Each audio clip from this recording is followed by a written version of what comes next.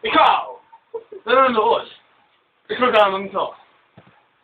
Patay ka. Jason ba? May nagsabi sa amin na ikaw ay may technique sa maraming mga hanay.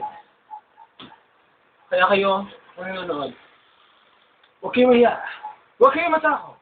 Magsumbong. Kay Bogang-Bonga. Bong.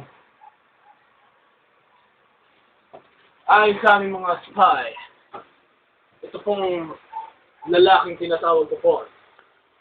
Siya po ay tumiknik sa napakaraming bagay. Kumita lang naman. At hindi siya nagpapatawad. No. Kahit ay napaka-sexy at napakagandang si Junag, ay hindi niya. Sa bibig. Hindi ito pinatawad. No.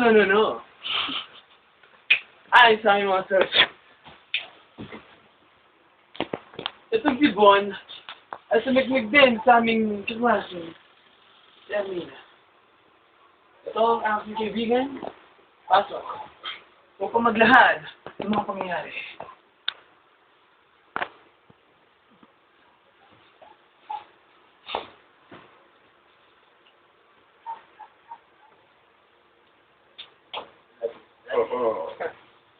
Matagal na rin kaibigan.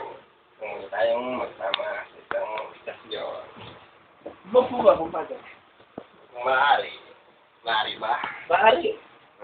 Maaari. Ano ba ang ating pag-uso? Ang ating pag-uusapan ay tungkol sa isang lalaking pumipita.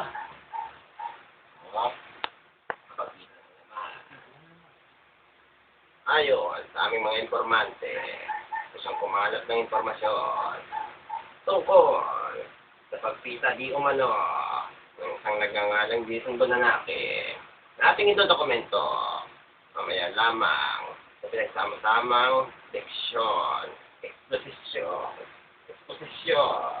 proposition. Ang gubunya. Kuya lahat! Ang katotohanan.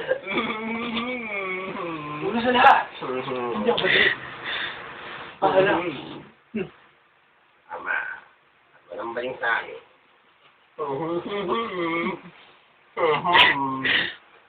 Then, ito lamang kaset. Mamaya lamang, patutunghayan nyo na kung unang panaya na maglalahad sa inyo ng tunay ng mga detalye tungkol sa pagpita ng laman.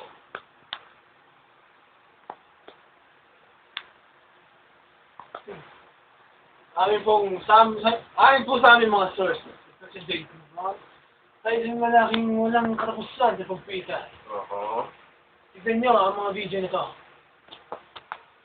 Isang gabi nang dumating ang araw kung saan si Junag ay nasayang naliligo sa batis. At yan kung saan bigla na lamang dumating nang di inaasahan ang macho gapitong si Jason Bonanake. Dito nagsimula ang malang kasing init.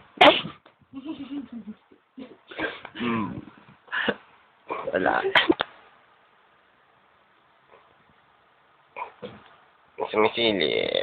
Sumisilip-silip sa dalagitang naglilinis ng katawan.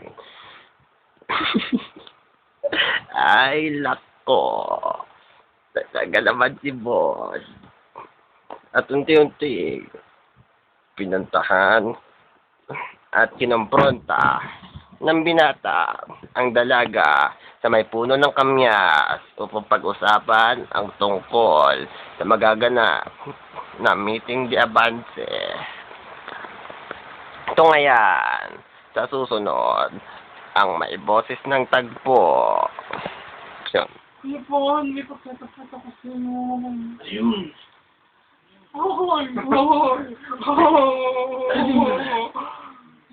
Buntis ako. Oo, kinis mo ako dito. Hindi ka na lips. Oo. Hindi ka lang bubagtis pa sa lips na. Tingnan ko.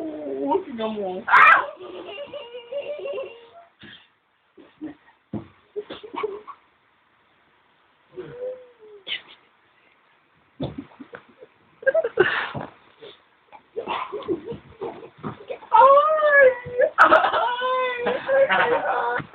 Go. Ang mga sumusunod sa tagpo ay napakahalay na. Pero isang mahalay na tagpo na hindi maaaring panoorin ng mga bata. Dahil, alam niyo naman, dito, magaganap sa tupa, sa pagtutupahan ng dalawang taong tunay na nagmamahalan, si Bon at si Luna. Ngunit, may nalalaman natin dahil ang iba pang babae sa buhay ng ating kaibigang si Bon na napakapamoso, eksplosibo, macho, papa,